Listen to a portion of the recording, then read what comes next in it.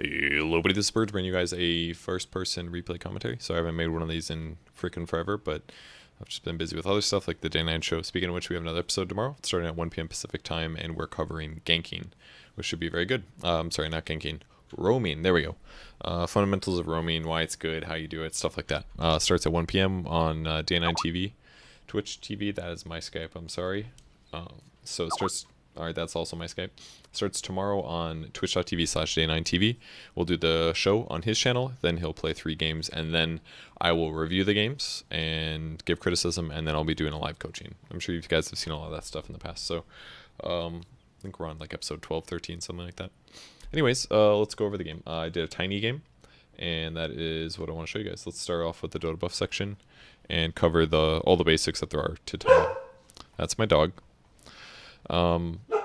Tiny, I don't know if he got a buff. Yeah, he actually did. He got a very small buff.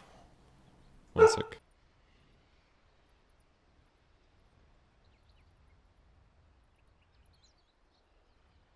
I had to tell her to stop.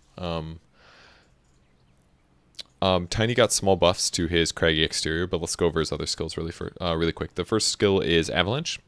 It is an AoE stun in an area, and it does its damage over the course of 1 second, and does 4 ticks of damage. He also has Toss, which is an interesting skill. What you do is you toss something near to you, the nearest unit within 275 range, and tosses it to the target. So if you toss somebody that is an ally, they take no damage. But if you toss an enemy, basically wherever the tossed unit lands, it does a 300 damage AoE. And if the tossed unit is an enemy, they also take a bonus 20% damage based on how much damage your toss does.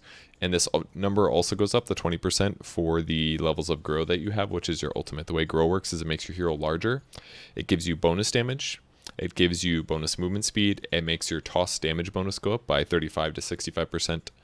And it also lowers your attack speed, which is the negative. So you get a lot of damage increase, but you attack slower, which ultimately does raise your DPS, but not by a giant amount, like it may seem like. So getting more grow levels makes your toss better, which is cool. And his other skill is Craggy Exterior, which is a passive. Gives you 3 to 6 armor. It gives you a chance to stun of 25% for 0.5 to 2 seconds. I actually don't know what the range is right now, but it says melee, so maybe it's only melee. And if it does proc, your opponents get stunned and they take a little bit of damage. I think there's now how does it go up? I can't remember. It's like there's a 10% increased chance to stun or something like that. Maybe with Ags or something like that. I don't remember. I'm going to look it up. One sec. Okay, I was right. Base damage increases by 4. I forgot about that one, but also grow increases your craggy exterior chance by up to 10%. So in late game, that means a 35% chance, to stun your opponents instead of 25%, which sometimes matters. Most players just buy BKBs. Bases of the hero, his agility gain is atrocious, so his attack speed is really bad and his armor is really bad. His base strength is very, very high. His strength gain is good. His int gain is kind of bad, and his base int is just alright. But his base damage is incredible. His base movement speed is awful, but keep in mind that as you get your ultimate leveled up, you do become faster, so it gets a little better late game. That means your base in the late game without boots is like 345 or something like that. 345 base. Normal set range, terrible armor, and base attack time is normal. So pretty standard stuff. Your attack point's a little bit late, but that's alright. His talent tree is kind of interesting. Here they are. 6 strength or 12 intelligence at 10. Currently showing a slight int advantage. Keep in mind strength obviously gives some damage as well as HP. That's 120 HP. Whereas 12 int is like... it's like 131 mana or something like that, which is quite a bit, and it's 1 ability power, which is 1 percentage point damage increase. The next one is 60 damage versus 40 movement speed. I think the 40 movement speed is criminally undergrabbed. The reason for that being is that his plus damage is already really high with grow, so if you get more plus damage, yes, it's a benefit, you do hit harder, but maybe not by as much as you'd like. With that said, if you get something like an Echo Saber, this is a pretty good grab, since you can hit twice rapidly with it, which is potentially a lot of damage for burst added. Movement speed's really good though as well. You got 25 attack speed at 20, which is pretty low number, but it helps offset what grow does. And the other one's 14 mana regen, which is actually a godly amount of mana regen. So the last talent is actually really interesting, and I mean, people know how Tiny works. I haven't fully explained it yet. But let me cover this really quick. 20% cooldown reduction is really cool because toss cooldown is 8 seconds, so you could reduce that down to 6. And avalanche cooldown is 17, which is pretty long. So reducing the combo cooldown is a really good thing to do. But you could also get the plus 200 avalanche damage. So let me explain why this is good. Avalanche at max level does 300 damage, so increasing it by 200, it's okay, right? Just seems okay. But let me explain how avalanche and toss actually work. And to do that, I think the easiest way to do that is to hop into Dota 2. I'm in a demo mode, so let's go over that really quick. So we'll resume here. Here's a little bot. It's got 3,000 HP, so we're just going to do really easy math to show things. We can't do this with a dummy target because it doesn't work with toss. It's just like, I'm stunned forever because it doesn't want to move. So we got to test it with Axe here. So we're going to do free spells, and I'll show you guys how everything works. So Avalanche does 4 nukes. Keep in mind I have 4% spell amp, so the numbers are going to be perfect. Technically, this should do 225 damage because Axe has 25% magic resistance. So let's see what the numbers are actually. Cast Avalanche does 58 4 times, which is just under 60, and 60 would be 240 magic damage. So it's pretty accurate, right? That's probably perfectly accurate, let's be real. 4% spell amp, it does slightly more than 225 damage. So that's how Avalanche works. And look at the delay too. Listen to the audio delay. I cast it, and then a little bit later it does damage. So there's a very slight delay when you're casting this ability, which is fine. The way toss works is a little different. If you toss somebody in the air, they take damage. So he took 385 damage, which is actually a shitload, but that's because of the bonus toss damage taken. They take 20% extra, but it's not just 20, it's actually now 65 instead, because now I have grow. It's 20% base, but up to 65. So that means 65% of 300, which is at least like 450. 450 is 50%, so it's probably more like 470 or something like that. 475. Which is a huge nuke actually for an 8-second cooldown. So if you want to do the most damage with one skill, it's definitely toss. But look how they work together. The cool thing is that when somebody is tossed in the air while avalanche damage is being done, they take extra avalanche damage. So let's do the combo. We'll do them separately here. 4 avalanches. I'm going to toss this guy. All right, his HP is a little bit below 2,400. So I did a little bit over 600 damage. Which makes sense, right? The first nuke did 240 damage or something like that, and the second one did 385. But when you put them together, it increases the damage. And this one, he took 850 damage about, which is a huge increase. So the way that it works is, and it's kind of hard to see this, but if we move our camera up a little bit and then we do avalanche toss, you can see those ticks are a lot higher. They're showing 116s instead of 58s, which is double the value. So that means for these 4 ticks of avalanche damage, it's doubled if you toss. So whenever you're playing Tiny, the best way to do it is that whoever gets tossed should be taking avalanche damage at the same time. And that is why avalanche is slightly delayed in damage, because when you cast it, you want to give your hero time to actually cast toss, because sometimes you do things like this. See, that first tick did 58, but the other 3 did do bonus damage, which is still good. So always do avalanche toss. You can also do the other way as well, but it's not necessarily as reliable. Did you see that last number at the end? It was a 58. It's a more reliable way to do the damage. But at the end, his toss is ended, and as a result, the avalanche damage is delayed. Because as you toss him in the air, then you throw avalanche, but avalanche is delayed, therefore that last tick doesn't go through. So to maximize your damage on Tiny, always avalanche into toss, if possible. And again, if we turn off free spells, so you can see what the cooldowns are like, you do a combo and you have at least 7 to 8 seconds. So pretty big damage increase, right? Let's see it with the talent tree perk. We know that the damage is going to double, so let's take a look at what it is. I'm going to grab talents that don't have int because that would increase my spell damage and mess up our numbers a little. But let's see the damage now. Remember, it was 850. And now it does a little bit more than that, 1150. So we've increased our damage by 300, which makes sense. If we increase the avalanche damage by 200, but it doubles when you do an avalanche toss, and then that doubling of 400 is reduced by 25% magic resistance, we're doing 300 extra damage, which is a huge difference. Like a really huge difference here. Because if you're trying to one-shot somebody, really helps. With that said, I've thought about the avalanche damage, but I've never actually gone in. One build that I've been thinking about that I kind of want to try sometime is a refresher orb. It's kind of difficult to do it because your mana pool has to be huge, but I thought it could work maybe with the mana perk, potentially. Because if you get the avalanche damage here, now I can do this. Although that actually didn't work because I did it too rapidly.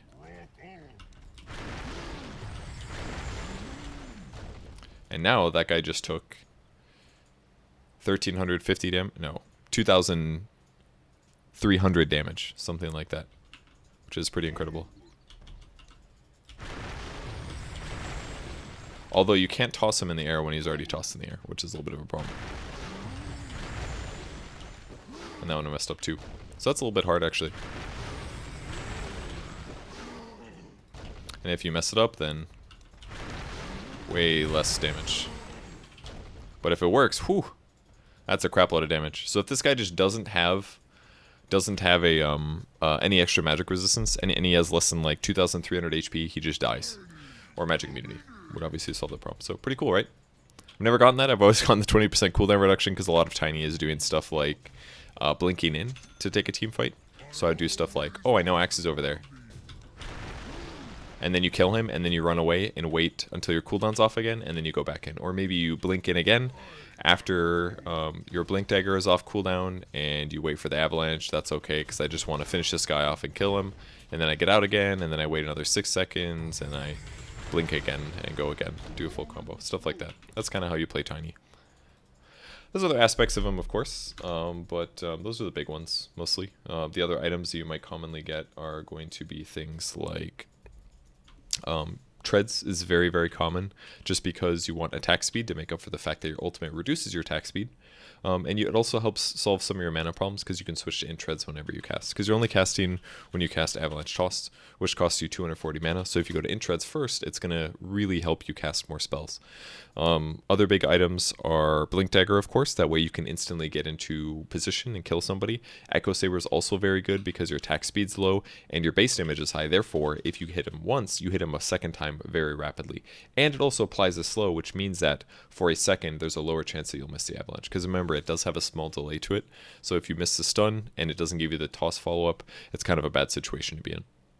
Other items, Shadow Blade is pretty good because it gives you attack speed and also functions similar to Blink Dagger in that it helps you find initiation. But I really recommend you guys just go Blink Dagger because if somebody's out of position, they might not be there very long and you need to initiate on them. And again, you need to make sure that the person you want to toss is closest to you when you toss them. And sometimes what happens is you blink in, Avalanche, try to toss, but it tosses somebody else, or they move a little bit and then they're not the next closest to you.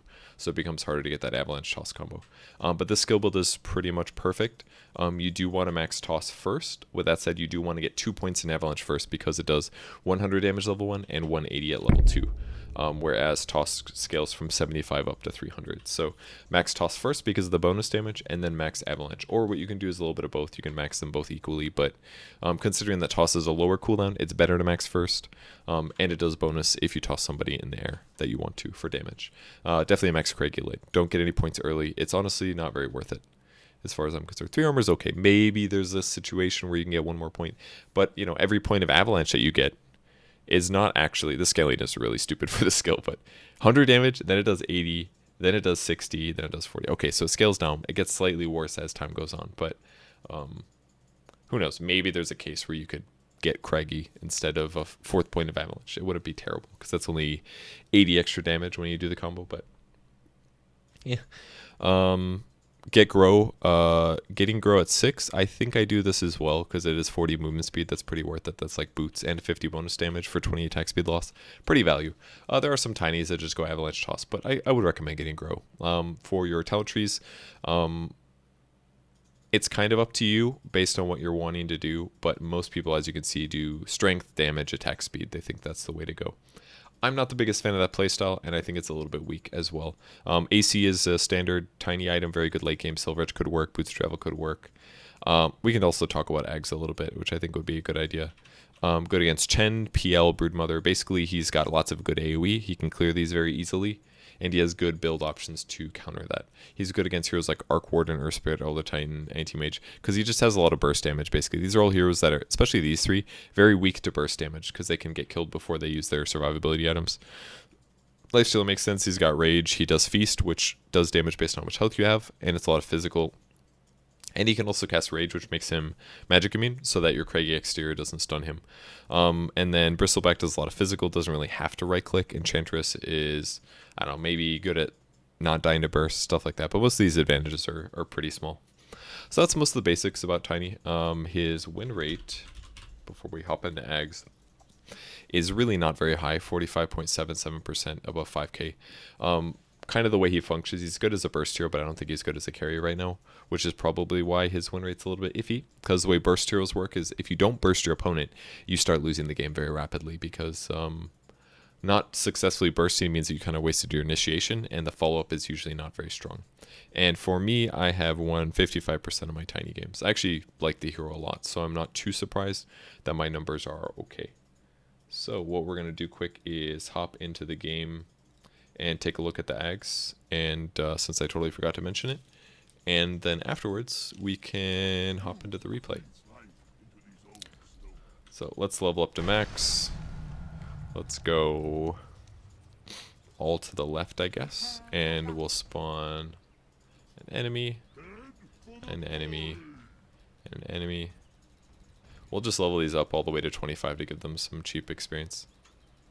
Or some cheap HP. So the way that Ags works is it actually increases your toss damage, toss bonus, which is pretty cool. So if we toss the axe here, we'll see how much damage it does. 389 because I've got level 3 grow. And then if I buy an Aghanim Scepter, it increases my toss damage, 389, which now does 427. And so he takes slightly more. Again, if we toss him onto this guy, he'll take the AoE plus spell, which is 273, not very much. But the other guy that actually gets tossed takes a lot more damage. It's about double the damage or something like that. So the way that Ags mostly works, though, is it gives you a tree, which gives you cleave. This means that when I attack things, that I do some cleave damage. And it's pretty good cleave. Looks like the cleave is 50%. And that might be confusing you because this does 155, whereas the main guy takes 200.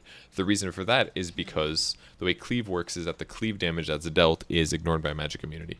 So I actually hit for 312, so if you look at the number, pretty much works out perfect. 157 is, it's a little bit more than 1/2 of my 312 damage. So the guy that you're hitting actually takes sometimes less damage. If Axe uses Berserker's Call, for example, if we max this out, I shouldn't have done that. See, anyways, it worked. Let's do this. We'll do it again.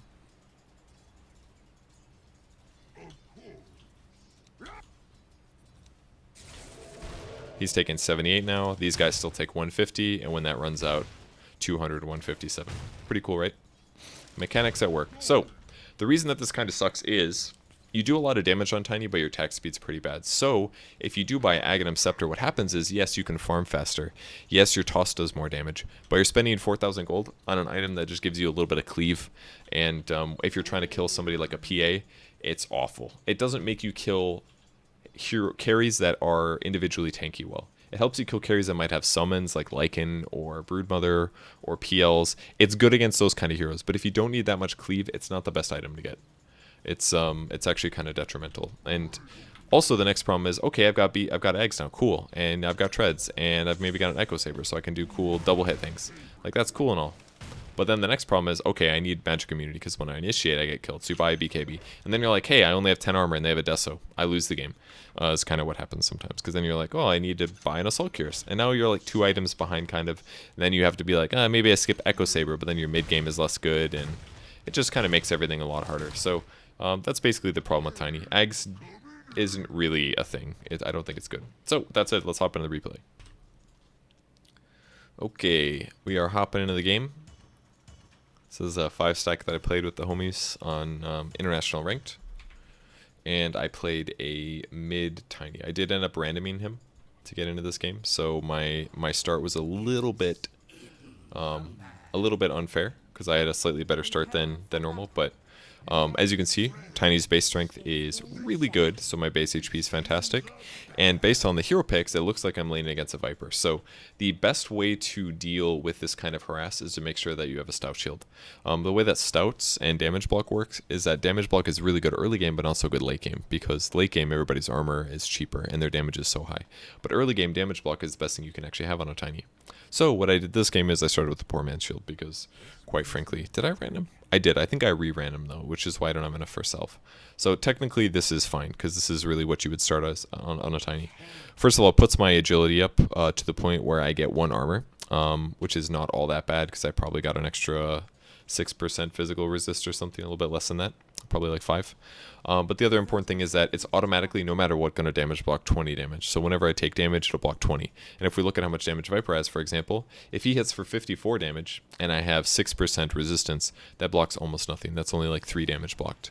But a Poor Man's Shield not only increases my resistance by like 4%, but it's also going to for sure block 20 damage versus ranged heroes, which against a Viper is equivalent to a 40% damage reduction. That's huge compared to the very minor increase that something else would have given me. Ring of Protection, for example, would give me 12% against physical if I only took physical damage. So Poor Man's Shield is very good to have on Tiny in the lane. This is definitely one of his big weaknesses, is that he kind of does need a lot of levels. Keep in mind the Avalanche Toss combo that usually just one-shots people if you get enough at level advantage. So you definitely want to focus on that if possible to ensure that you get a lot of levels, and therefore you can use those levels to continue to snowball by getting kills. That's pretty much consistently your goal as Tiny. So if I'm laning against a Necro, which is a little surprising, things are a little bit different. The hero has decent regen. The hero has decent harass. He also can farm creeps while harassing me, which is kind of problematic, but the benefits are that his armor is actually really just not very high.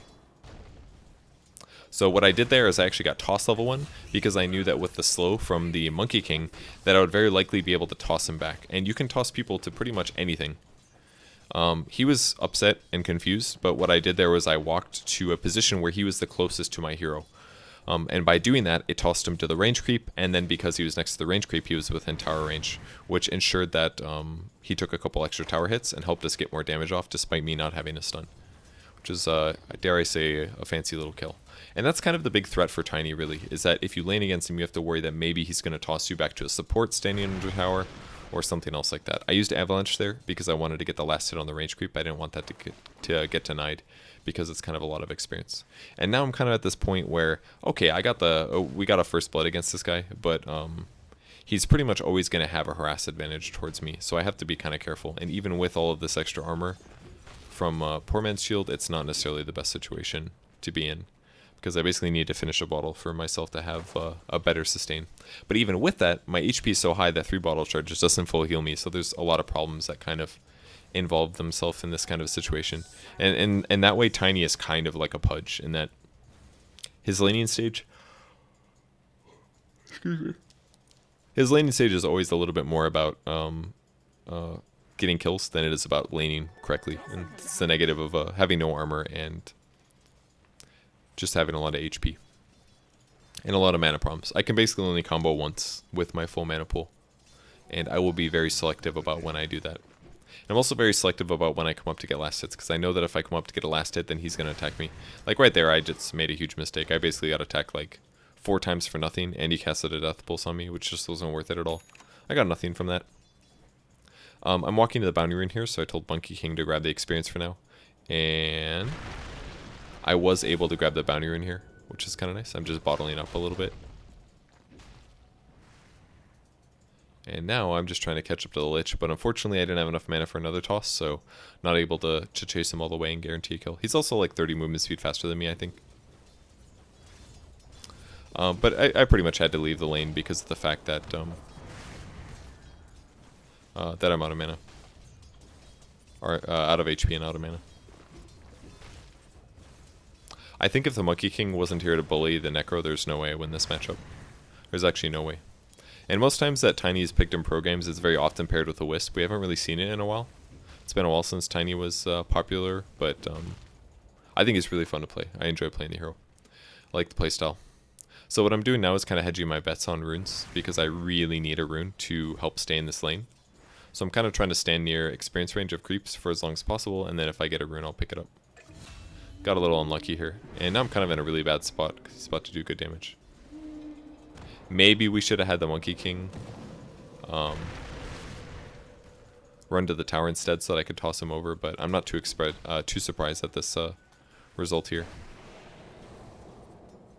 I can't even really safely come up and get a last hit, so I'm again gonna have to rely on bounty runes to refill my bottle, which is pretty hurtful actually, because I've lost a lot of potential regen here. I did know that rune was bottom because of the fact that it wasn't top. And luckily nobody had taken it yet. So what I wanted to do here was toss him in to the Monkey King. He did use the Ghost Shroud instantly, which is really smart of him, because then obviously the tower doesn't attack him, so worked out pretty nice for him. And again, I leave my lane for like a very long time, which ultimately doesn't provide anything good for us. So this is pretty bad because at this point the Necro is actually 6. That's because he's basically in the lane getting every last hit, denying creeps. My Monkey King's actually 4, which is kind of funny. He's just below where I am, but that's because I have to routinely leave the lane to get more mana. And maybe if I was more efficient with my mana in the lane, or focus more on last hitting and saving my bottle charges just to get more regen, then things would be fine. But it's very difficult to actually deal with the Necro in the lane. I think one way this could possibly work, I'm fishing again to try to toss him here, but this really just wasn't worth it. I'm just buying him more time. I could have even been right-clicking the guy, and that would have been more beneficial than what I tried to accomplish. I'm just trying way too hard to toss the guy in, basically.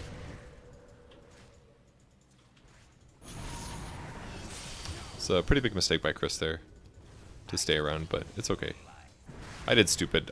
This thing I did right before it was very likely far worse. Hey, I'm out of regen again. Time to go walk to a bounty rune. And every time I do this, it's actually so far. It costs you a lot of time and experience. Lost a couple creeps just now, for example. The one creep that I didn't get experience for. Delays my 6.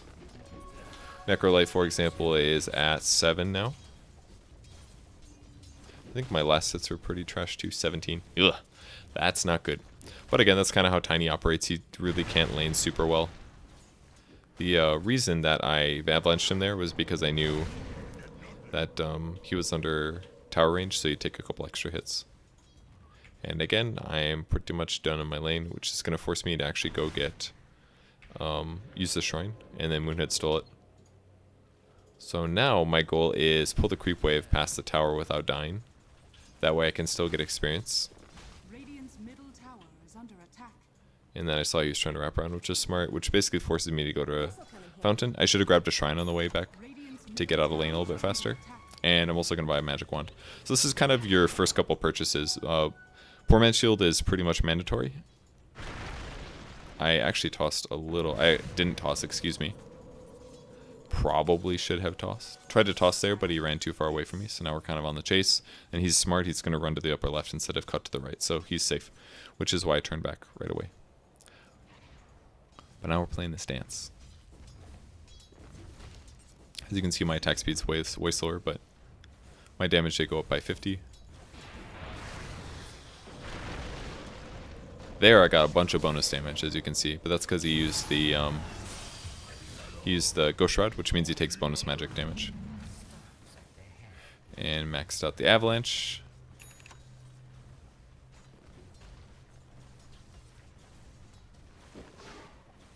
So I did that so that I could not only get the last hit on the creep, but also harass him a little. You can do lots of fun things with toss because of that. I grabbed the magic wand for similar reasons that I needed a fast bottle. It's to help me with mana. Gives me 4 to all stats. Sometimes you can do things like that to a creep wave if you want. And that'll give you time to actually go do something else to collect mana. The downside is that I think the shrines are still dead, and I kind of realized that I had wasted my time a bit. But I queued up a Blink Dagger now, that way I could try to get to that and start solo killing heroes. But again, I'm still definitely behind in terms of last hits. But that's just the matchup and because the guy's a better player. Maybe I didn't mean that, but I certainly meant that the matchup isn't very good. Tiny versus Necro is not a good thing.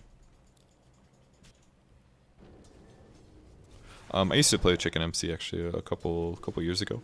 It's been a long time since I played a pub with him. Maybe he made a new account, I'm not sure. That is a dead Monkey King. At this point, I'm also looking at the heroes that I'm playing against, and I'm getting kind of scared because they're doing fairly well. I'm not last hitting super well. They've already got a Blink Dagger, so I felt like what I need to do is get on the map and start getting kills.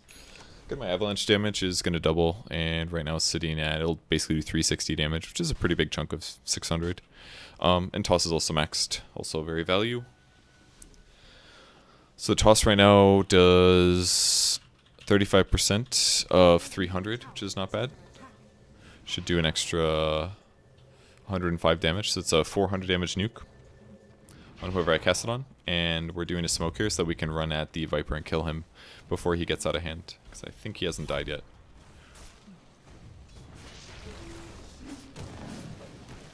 As you can see, I was very helpful towards this kill. But the next goal, now that we've all shown up here top, is that we need to push as fast as possible. When you do pushes like this, where you basically gank and show up somewhere, you want to waste as little time as possible. You want to be there, and you instantly want to start taking the tower if possible. Was able to get the toss off, which is a lot of damage, obviously. I actually don't think he got the bonus damage, and therefore the extra heal. So that was not the best. I didn't double my avalanche damage. But I'm also trying to heal up a little bit here. It's an unfortunate toss. I'm just going to do a bit of wanding here. Ooh, I actually could have killed the starter 100% there. Now's the part where you run for your life. It's probably fine. But I definitely should have tossed the starter. I would have gotten a kill that way.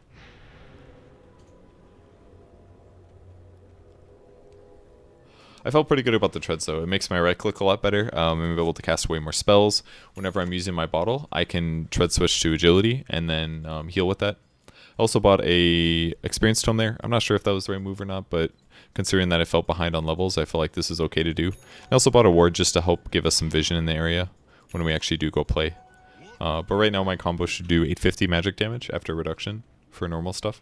Against the Viper, it's a little bit worse, obviously, because he's got built-in magic resistance with his corrosive skin passive, but certainly we can do good things up here. Definitely wanted to dive. This guy had a lot of HP, so this is kind of tough right now. And he may have seen me, I'm not 100%. But now I'm just waiting for more allies to show up. Because if we get somebody else to show up, it is a kill. CM is by far one of the easiest heroes to kill in the game for base strength, so switching in treads, walking into melee range before I toss, and pretty straightforward kill. I think I got maximum damage there. So I can grab Craigie Exterior or I can go Talent here. I think I ended up going Int, but looking at the Craigie, level 1 is pretty good. For 3 armor, I'd say is a pretty good skill point. That's 18% survivability increase against physical. So I kind of feel like I should have gone that, maybe, but I went for Int just so that I can cast more in the early game, which is also a really good choice. I think I tossed a little slow there, but I'm not 100%. It's got a little dangerous. Get the Viper kill, which is good, and this should allow us to pressure the tower now. I guess we have way more kills than them, but I definitely still felt the need to be careful. By the way, if you toss things near a tower, the tower actually does take damage. I don't know how much damage it does. 33%, which is pretty good. So it does 100 damage to buildings. So if you ever want to push a little faster, just toss a creep near the tower, and you'll get a little bit of a bonus there. So we're still grouped and pushing. Maybe the Dire team can come defend, but I felt relatively strong together. Going down there is probably a good idea though, because they are very likely to take the tower if we don't show up. But it looks like they all TP'd. I actually could not believe that this guy TP'd.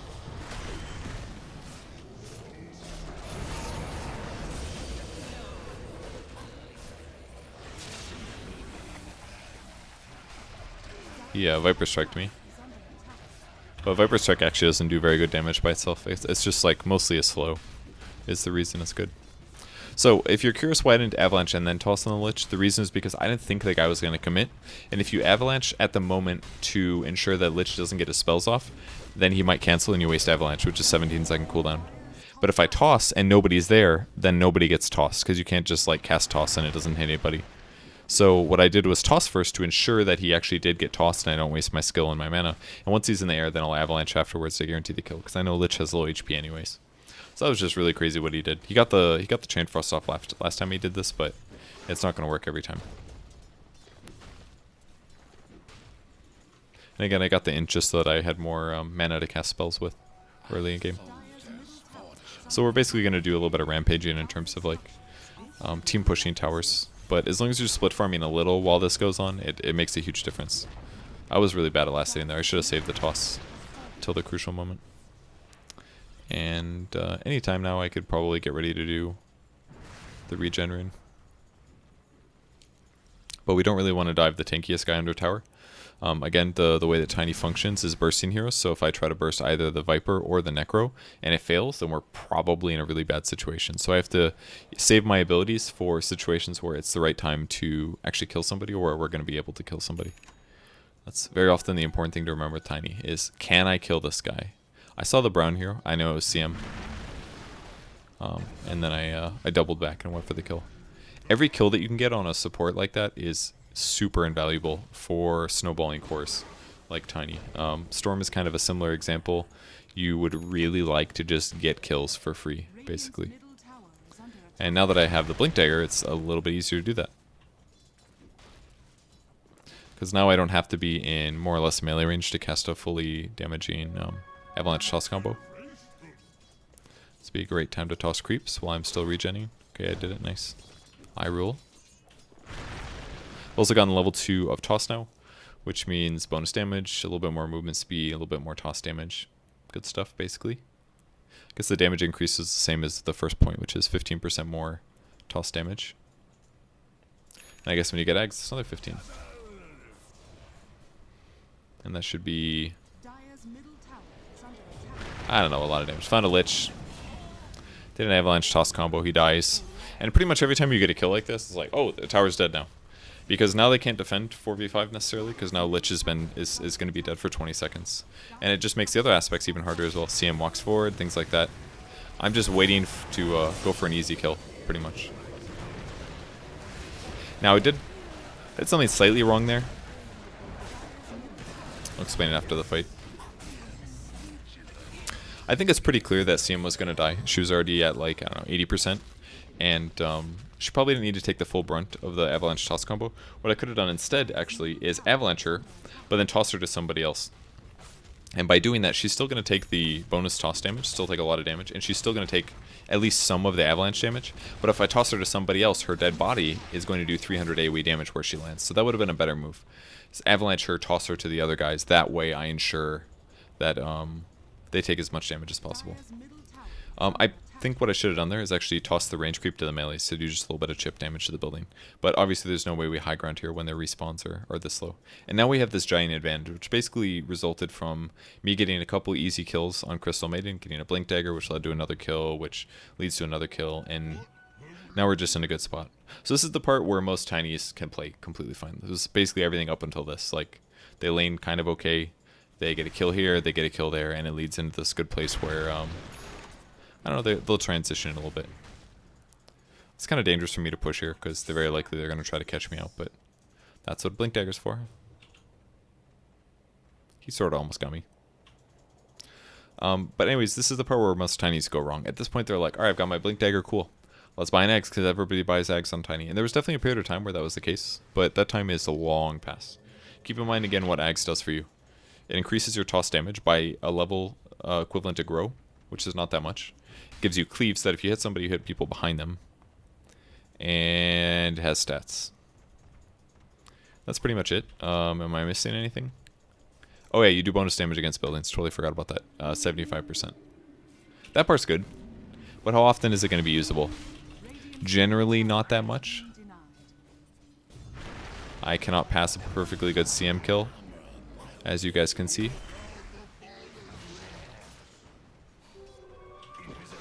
Just gonna throw a creep on this man.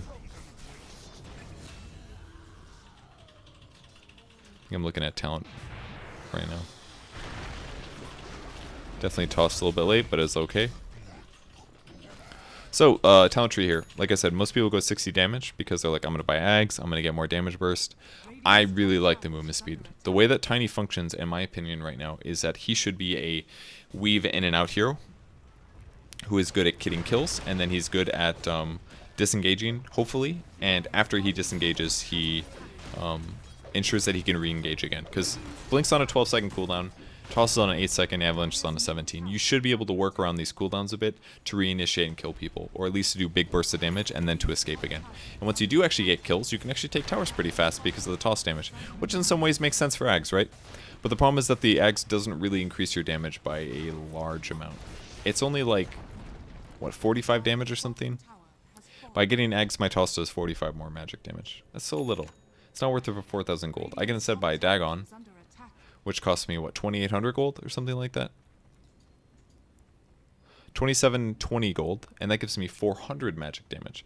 Now keep in mind I do have to spend the 180 mana to cast this, but that's part of the reason that you get a wand, and you get power treads, and you get the 12 int. It gives you a lot more mana, which gives you more mana to actually cycle your abilities, and it also means that now instead of only being able to do 850 magic burst, I can now add 400 on that. Now I do, well, that's after reduction actually.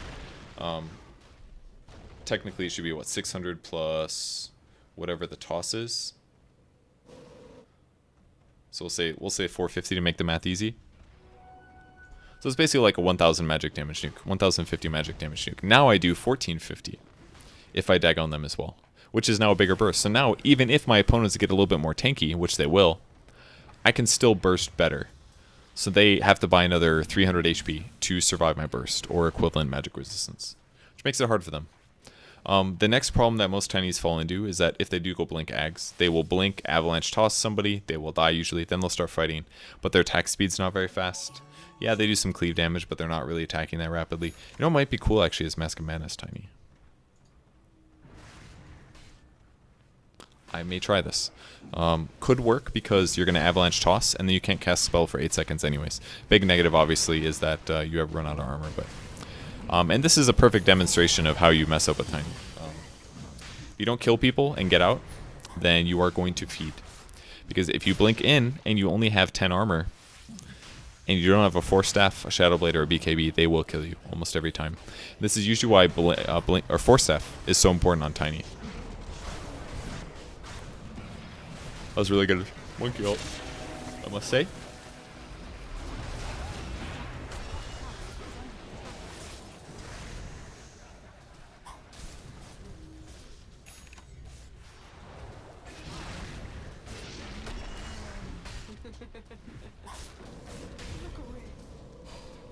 It was a good attempt.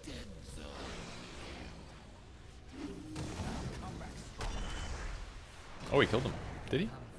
No. This is the part where we flame Moonnet on having a Aether Lens because we thought it was the dumbest item we've ever seen. But look at this cast range though. It's ridiculous. And it only gets better. Oh yeah, I thought this was really dangerous because he had amp damage. He could have been killed there. But Necro already used ulti, so... yeah, if you don't have a Force Staff and you blink into your opponents, they're very often going to kill you because you will blink and initiate and then you're going to try to run away, but they'll cast one spell on you and then they're pretty much kiting you until you die. I pretty much came down here because of the money. That was about it. Very often people will get Echo Saber here instead of Dagon as their item, which in a lot of ways is good too because if you Echo Saber hit, then you're doing like over, what, 460 physical, which is a shitload. In a lot of ways, that sometimes is better than Dagon. Also, the Echo Saber gives you a little bit of mana regen, which is really appreciated too. But me, I'm kind of into this Dagon build. I really like it. Especially for the reason that you could potentially get cooldown reduction at 25. This game, I think I did go cooldown reduction, but now that I've looked to see how much avalanche damage does, I kind of feel like that might be better. But it's hard to say. What's more important? Do you want a lower cooldown Blink? 9 seconds with a lower cooldown Dagon and a lower cooldown BKB. Is that more important, or would you rather just have your regular combo do more? It's kind of a hard question. So I'm pretty much just looking for heroes to kill. I'm checking their HP values, things like that. I can definitely kill the Slardar, especially with Dagon. But first, I may need this. I need him to stop moving as well. Didn't quite have enough damage. But with the help of the PA dagger, we did get the kill, and it didn't even have to be a crit. So that was kind of fun. So now this guy that's actually pretty tanky, 1400 HP, still killed him.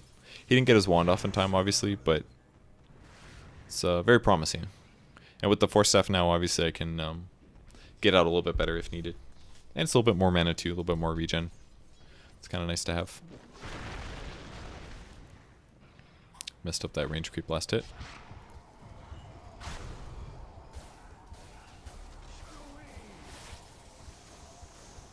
I don't know why the shop is open, I'm sorry. How long has that been there? Just blinking down here to force him. Did a little damage to him because he used the thing. I've got combo in 3 when Blink Dagger's off cooldown. Want to make sure that doesn't go off, so I'm just going to avalanche it. Ooh, I ran it way too far there. Really love the movement speed, honestly. 40 is so much.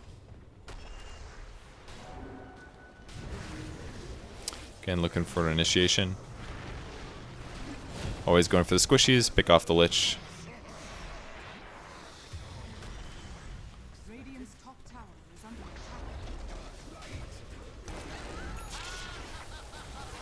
And there's the Force Staff that kind of changes everything. Because if I don't have a Force Staff there, 100% I die right there. But now I can get a little bit of distance between my opponents and me. I can toss these guys back. I'm actually still going to die here, but I made it a little bit close. And I also queued up the next part of the item, which is another Dagon recipe. So actually I didn't lose gold in that death. With that said, I am dead for a very long time due to the Reaper Scythe, but fight went pretty good. So next items you might consider.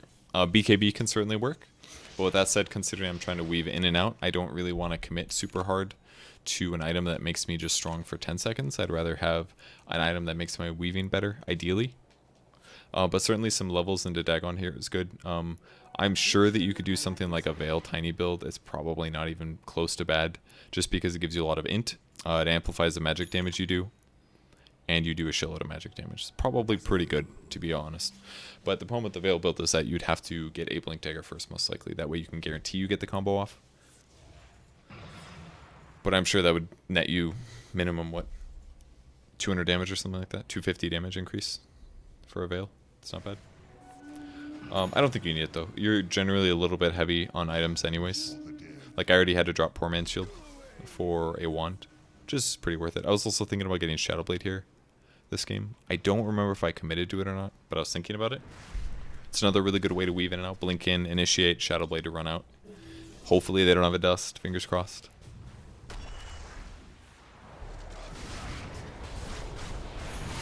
That was actually really sad for Moonhead because he spawned an illusion that made Chain Frost bounce. And then everybody lost the fight. At least CM died though.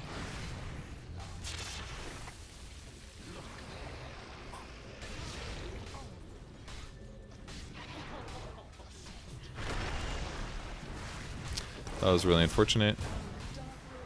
I was not able to kill the starter, but the illusion finished him off. And now I basically have to run for the hills because I've got amp damage or corrosive haze on me, which is minus 15 armor, which puts me at a 24% bonus damage whenever they hit me. So even with Max Craigie, you're really not very survivable. Got my next talent tree. I went for mana regen over 25 attack speed. Again, the attack speed's great because it does offset half of what Grow does late game. So if I grab that attack speed and I have treads, then I'm basically at 0 attack speed, and then my ultimate gave me 150 damage, which is really good. Was able to get the deny. I was a little bit late, but it still worked out okay. Oh, this is super feedy. I actually made a huge mistake here. Which costs my Dazzle a life, not myself. And I can pretty much cast my spells whenever I want, considering the fact that I've got ridiculous amounts of mana regen. But honestly, I feel like these perks are a little bit undersold. I really do like this build. I mean, Tiny's a burst hero, why not keep it going, right? You gotta be careful though, because if you feed and you're trying to go this build, it's less likely to work. And also really helps to have one feed person on the enemy team. And by feed, I mean somebody that I can easily kill repeatedly, which is one of the reasons I think I crossed the map here for bounty runes, but that doesn't mean you can't cross the map to kill a Crystal Maiden who thinks that she's safe. Now, when you're playing a support against a hero like Tiny, the important thing to do is spend as little time as possible actually pushing a wave. If we count the amount of seconds that she was actually pushing, it was pretty long. It was probably like 30 seconds or something. And I was already kind of headed that way, so I got a little lucky, but you know, that's why she died. That's why I just got 380 gold. That's a ridiculous amount. And she lost 176. That's a big gold change. Obviously, this game's still pretty hard, and they got a lot of net worth advantage back, but every single one of those kills adds up. If I get 4 of those in the game, it's an extra Dagon recipe, blah, blah, blah. Makes a big difference. Dagon now doing 600 magic instead of 400. This looks like a really hard fight. They actually took it too early, so I'm way out of range. Again, looking for the combo. Nice save on Moonhead. Still looking for an opportunity, basically. That was actually super value. Tossed him all the way in the back. So I want to make sure he was out of position for as long as possible. I don't know why the Viper stayed. I guess he got a Darkseer kill, but... And Chachi just kind of killed everything. So I didn't do that much in that fight, but... Occasional initiation is definitely good. In fact, I did less than Monkey King did, but... All it takes is an Avalanche Toss Dagon, and all of a sudden Necro's at 30% HP. And once you max out your Dagon, it's not the most cost-efficient gold item. In fact, it's generally seen as very bad. But again, Tiny is all about bursting, so I think it's worth it to get this baby maxed out. Also gives me 3 more agility per level, which is, or int, which is kind of nice. Got an invis and a haste. I waited, there was one already, so I waited until the new one was about to spawn, and then I grabbed it. And again, I use this for important things, aka CM kills. I'm sure the CM felt like she was safe, but again, she doesn't need to stand on the wave. She could have stood up here, auto-attacking, and at least that would have required me to walk into vision before initiating. And if they also had a ward somewhere between here, she also would have seen me come. So I collected myself another 390 gold, and that cleans up another Dagon recipe for me. Another thing to watch as a ganking here is when are the heroes respawning. These 4 are alive, which means that they may leave the base. It also means that they might walk to the top lane and be like, hey, there's nobody in this wave, I'm going to come last at this. And then that is usually when I'm going to jump out and hit them with rocks until they die. Another reason that I ended up going for the cooldown reduction in this game is because my Dagon was very leveled. When you get to this point in the game where you have other items that really benefit from cooldown reduction, I find it... This is usually what pushes most pro players to almost always grab cooldown reduction over the other talent.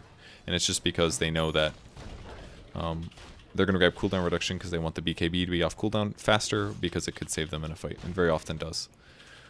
In this game though, because my Dagon is going to be lower cooldown, I find that super valuable, especially because I'm probably going to buy an E-Blade afterwards.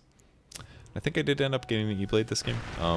Reason being, if you have a Dagon 5, you should have an E-Blade. It's pretty straightforward in most cases, especially when my other sources of damage are all magical. So if I can do 850 magic damage after reduction with Avalanche Toss, and I can get an E-Blade on top of that, that's going to start doing a lot more damage. I don't know how much exactly, but definitely more. They smoked here. I kind of regretted going in a little bit after I went in. Canceled my animation there, which is a mistake. And I'm just going to finish him off with Dagon.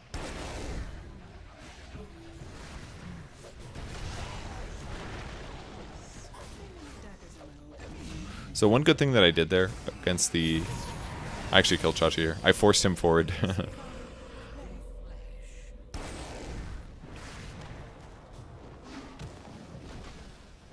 It's a lot of damage.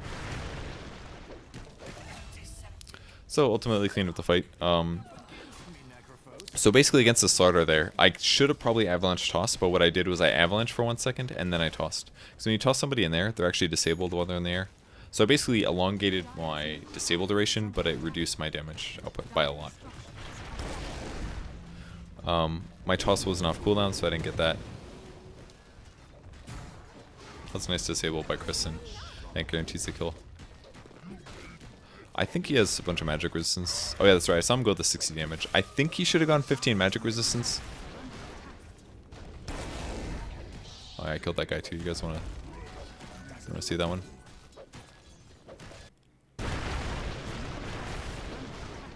He did see me coming. So this is one of the only problems to this build, is that when you toss somebody in the air, you have to click on their hero, and it's usually up in the air. So it's kind of hard to land the Dagon on them after casting Avalanche Toss, but if you can, it's a good thing. So I got the cooldown reduction that puts my Dagon at a 12-second cooldown, which is pretty low. That means it's doing what? 66 damage per second, technically. Is that wrong?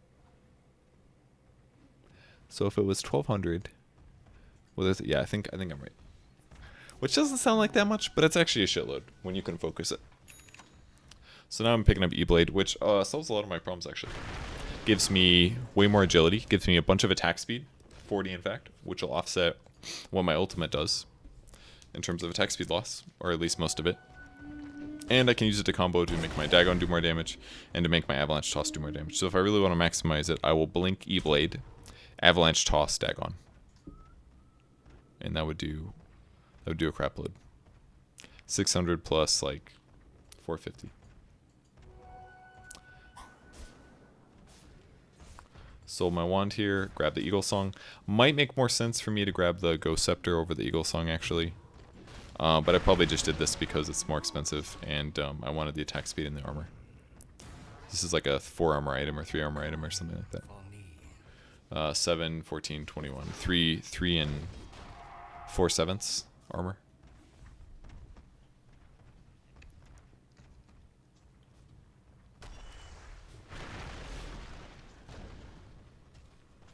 Pretty much using my spells whenever I can. 13.6 for Avalanche cooldown. Toss is 6.4, all very good.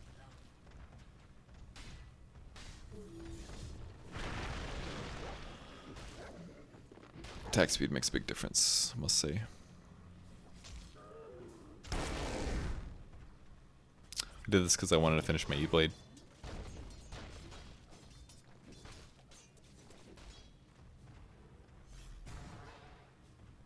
To be a little worried about them rotating from where they were, which is like over here in the top lane. So it'd be a good time for them to gank me. And they did actually cut me off a little bit, but I blinked past in time.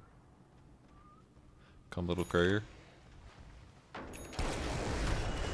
I did not get my avalanche toss off, but I think I did there maybe. That's okay. He ended up dying anyways. And I sit on the outskirts waiting. Pretty easy. I did a little bit of sloppy, but probably should have tossed him instead. I don't know if it was available or not. I just avalanched, but worked fine. E-Blade Dagon 5 with an avalanche follow-up for bonus damage. Some good stuff, because they take bonus 40%. It's a lot. I'm sure he grabbed magic resistance. Oh, he actually didn't. This guy that's crazy actually. He went for spell amp, 5% over 10% magic resistance. I think 10% is pretty worth it, especially because it basically gives him 230 HP is the easy way to look at it. Magic resistance stacks fully. It doesn't diminishing or anything, so it's actually really easy to calculate. You shouldn't think like, I already have one cloak, I shouldn't buy another cloak.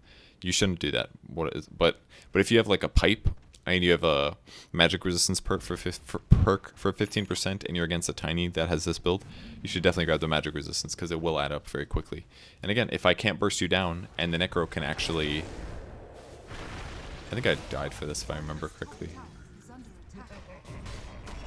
Yeah, see the mistakes that I made there? Oops, can't do it down here. It's one of those times where I'm like, I'm going to one-shot this guy really easily. But I did a little different. I don't even think I have it tossed. I basically just E-Blade Dagoned him. If you look at his max HP, it's not surprising he didn't die. He's got 15% magic resistance here, and he's got 1200 HP. And the E-Blade does pretty good damage, I assume. I'll wait to check my hero stats. I have Chachi selected here.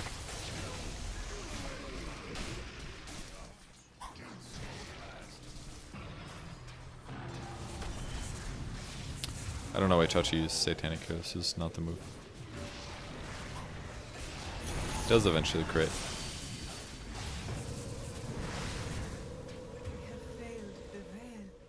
Okay, so I've got 130 strength, which we multiply by 2, which is 260 plus 75. So it does like a 3-something magic nuke. I think they're affected by ethereal before it hits, if I'm not mistaken. I can check that in the demo mode after. And then I hit him for 800 damage. So it's not going to kill CM basically. If I did E-Blade Avatos, she definitely dies. So because I didn't combo her in the first second, she casts Frostbite on me, then I stay too long, and then I get killed. And I used all my mobility items to go in. So you just got to be a little careful. So this kind of feeds can make a huge difference. And basically, I don't even have that many last hits.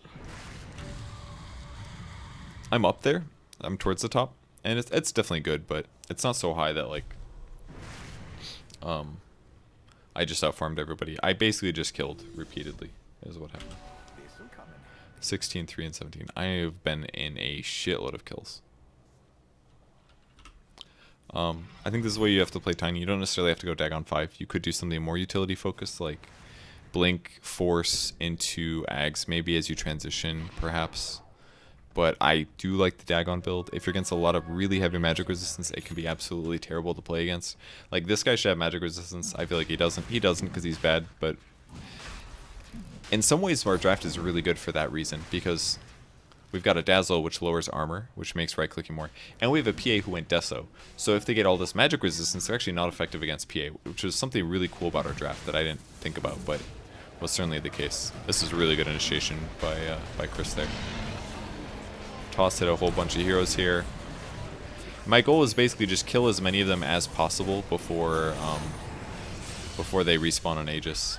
So it kind of looked like they would get the Aegis. I could have probably tried to snipe it, but I Avalanche there early to ensure that he doesn't get a blink off or something. Because Avalanche is kind of like an existing area effect, so if it's affecting it as he respawns, then I 100% can kill him. I decided to sprint across the map to possibly kill a Lich. If he keeps pushing, he dies. I don't think he did, though. Let me take a look at him. Okay, yeah, he TP'd home. Which makes some sense. But the problem is you kind of do have to push these lanes, because if you don't, then that might end up taking a Rex on you. My team was pretty strong anyways. We have a huge gold advantage right now. But I should really be Dagoning creeps more often, I must say. My team ended up dying, which is ultimately a good thing, because then that gives me more time to buy items. Next item that I get, BKV is not a bad idea. Something like an Octarine Core would be really fun, but I doubt that's very good. I could get an Ags for an extra 15% toss damage. That could work. I could buy something like... I basically need something expensive. Let's look at some other options. Shiva's Guard, some armor item I think would be really good. Shiva's would make a lot of sense because of the fact that and it gives me more int, which is more spell amp, 2%, 2 and some percent. It also gives me 15 armor, and it also gives me another nuke. It's only 200 damage, but you know, it adds up. That's basically like 2 more points of Dagon after all. It's kind of close. I should have E-Blade Dagon that guy. I'm pretty sure I could have killed him with E-Blade Dagon Abatos. Pretty sure. So there's a lot of options basically. I wouldn't do Yules probably, but something between like BKB Lotus, Shiva's Guard. Technically I could upgrade into Hurricane Pike, but it's not worth it because it doesn't increase your range on a melee hero. Something like a Halberd could work. Honestly, something like a Pipe could work, but I would definitely focus more on armor because of the amplified damage here and the Viper right clicks than I would magic resistance. With that said, there's a lot of magic resistance, but Lincoln's could work pretty well, I would say. It looks like I bought something, but I don't remember what I got. Bloodthorn would be kind of fun. Attack speed is good. More int with mana regen. I don't really need mana regen though, so technically that's a waste. Silver Edge would probably be the best, maybe. I think a Silver Edge would be a really good late game item. But honestly, I don't remember what I get. Oh, I bought Boots of Travel first. That's right. You can hold 2 boots like this, it's fine. You get the higher movement speed from the Boots of Travel. You don't get the 45 from Power Treads. But this way I still get the 10 stats and the 25 attack speed temporarily. So this felt kind of good. Just because it's going to make me even faster. I mean, I'm just running at 485, and that's just normal stuff here. I did this extremely sloppy. I easily could have gotten that kill. But mechanics-wise, I totally dropped the ball. I just didn't use my skills effectively. It has to be Blink, Avalanche, E-Blade, Toss with Dagon. But I am not good at executing that rapidly. It's very difficult, and I get a little flustered because of the whole toss in the air thing. But you basically have to blink and cast 2 skills, 2 items. In the right order, with the E-Blade coming before damage is done, ideally. And I basically separated them all. Just about.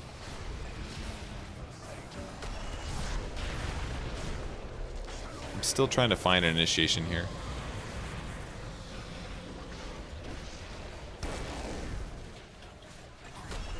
don't think I was super effective in this fight. It's kind of like the engagement on Slaughter. I'm kind of using my stuff, but I'm not being super effective. If we didn't have such a big gold advantage there, I don't think it necessarily goes the same. And that is the power of the Dagon E-Blade.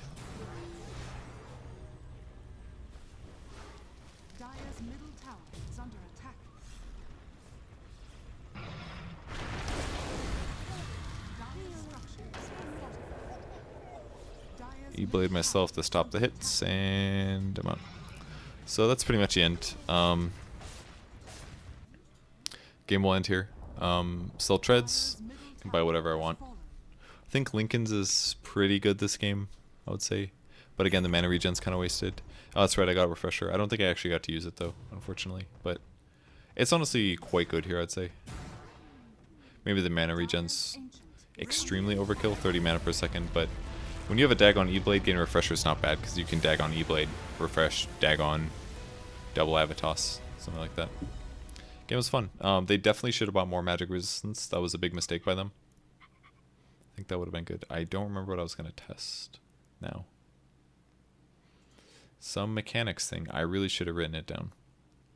It was something like, oh, E-Blade damage, I think. Is E-Blade amped by the E-Blade or the ethereal effect, or is it just applied afterwards? I am sure that I've had somebody answer this question for me before, but I just don't remember what it was. Let's put some HP on this guy. Figured out the best way to get exactly 3,000 HP to make your numbers easier. And then I just want to buy, let's level up to max and then buy an E-Blade. So this should do 115 times 2 was 230 plus 75, just over 300 damage. So after reduction, it should do 220 if E-Blade doesn't affect it, not including Spell Amp. So it's probably going to do like 240.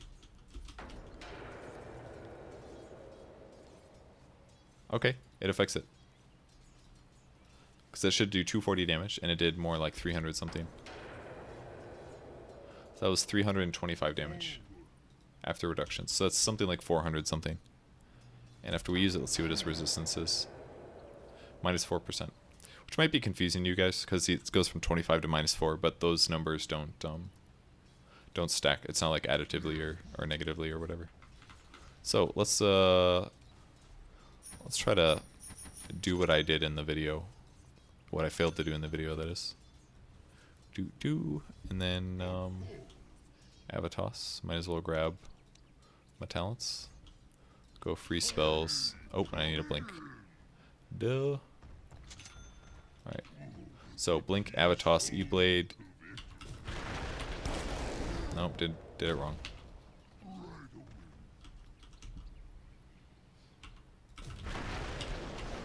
Okay, so blink, avalanche, E-Blade, toss, Dagon is what I do. Or Dagon, toss. Toss, Dagon. Blink, avalanche, E-Blade, toss, Dagon. Okay. Walking around, gotta roleplay a little bit, get in the mood. Walking around.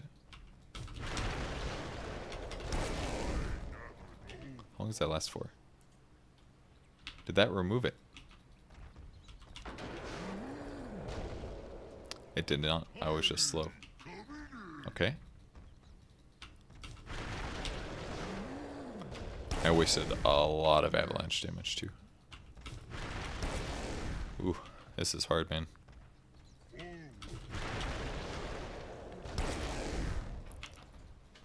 Oh, I cast it on myself there. That's another problem.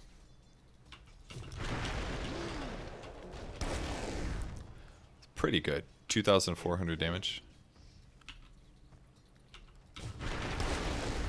Mess that one up. Or I can do the toss, or I can do the E-Blade midair is the other thing. Boop.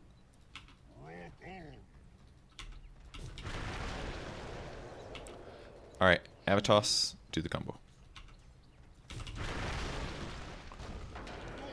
Got him. Shit's hard, man. That one wasn't bad, but it wasn't great. It's not easy. Also, the E-Blade has to fly up because he's already in the air. So really the best thing to do is to cast it before you Avatoss him.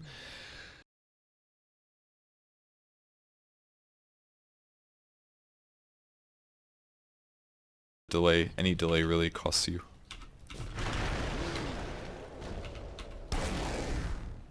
Alright, I think that was my best one yet. I got him down to 520. So that was about 2,500 damage after reductions, which is pretty crazy. This is not my best one yet. See, if I do it late, for every tick of damage I'm missing, let's do 60. But if I do this, it doesn't say.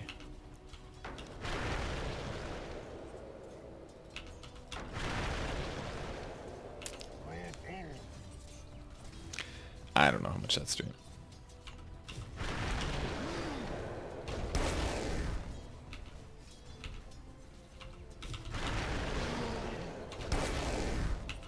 Okay, pretty cool. Let's try that one more time, but I gotta do the different talent. And then we will end the video. The 2-hour-long video. Level up to max. Blink dagger. Enemy.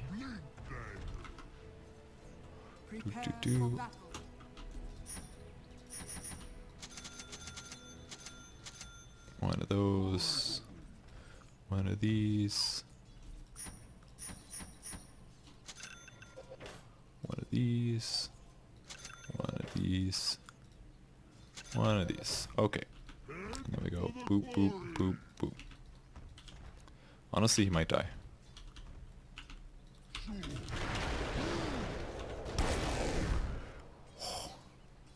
Can almost do 3,000 magic damage with just this combo. That's actually freaking insane if you do it correctly. Oops.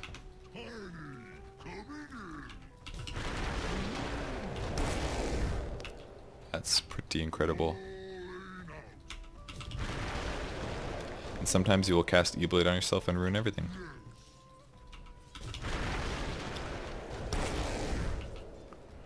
It's like actually so much damage.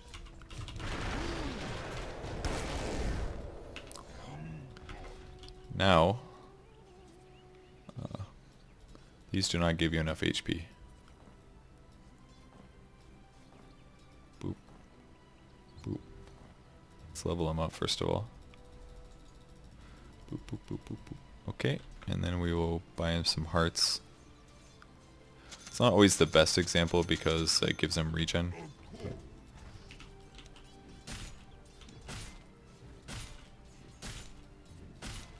Don't need any of these things. Okay, let's try it again. Man, we know what the answer is, right? But maybe we can do it.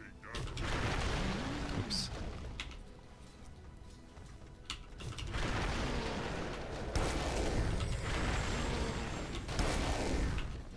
Actually ran out of mana. I would need like a Shiva's or something. Oh. Okay. Oops, missed it. Pretty tough. Missed again.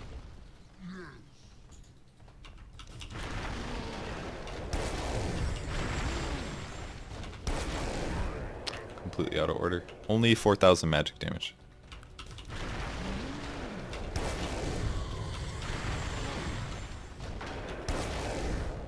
Sloppy. God, that's hard.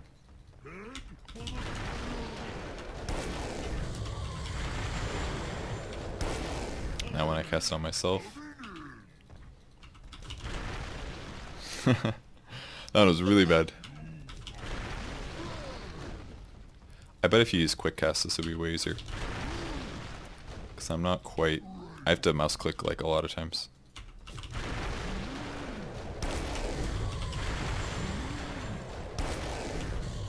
Alright, that was my best one.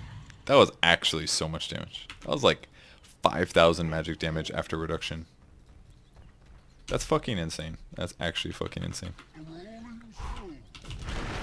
That's like Invoker levels of damage.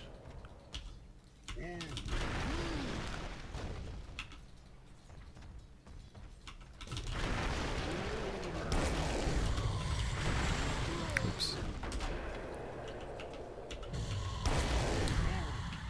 even if I do it sloppy.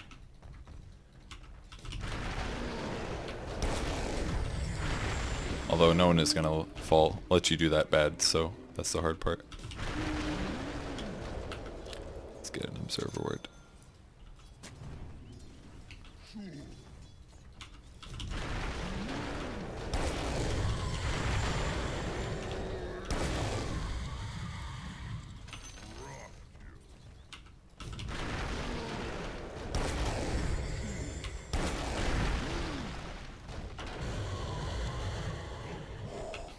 Am I ever gonna stop doing this? Probably not. Anyways, I paused the recording, not the game. I'm gonna practice that some more in a second. Either way, thanks for watching, guys. I hope you enjoyed the video. Sorry I haven't made one in a long time. But go play Tiny. Have a good time. Alright. Good night.